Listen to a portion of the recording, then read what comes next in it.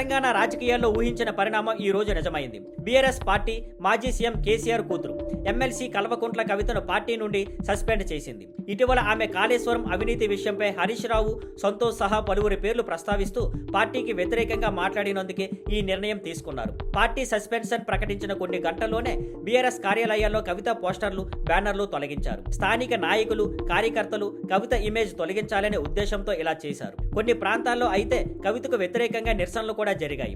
BRS నేతలు ఆమెపై నినాదాలు చేశారు. ఈ పరిణామాలన్నీ కొన్ని గంటల వ్యవధిలోనే చోటు చేసుకోవడం రాజకీయ వర్గాల్లో పెద్ద చర్చగా మారింది. ఇక మరోవైపు కవిత త్వరలో పార్టీ పదవి, ఎమ్మెల్సీ పదవి నుండి కూడా రాజీనామా చేసే అవకాశం ఉందని సమాచారం. రేపు మీడియాను కలిసి తన సస్పెన్షన్ పై స్పందించబోతున్నారని, అప్పుడే మరిన్ని సీరియస్ కామెంట్స్ చేయొచ్చని చెప్పబడుతోంది.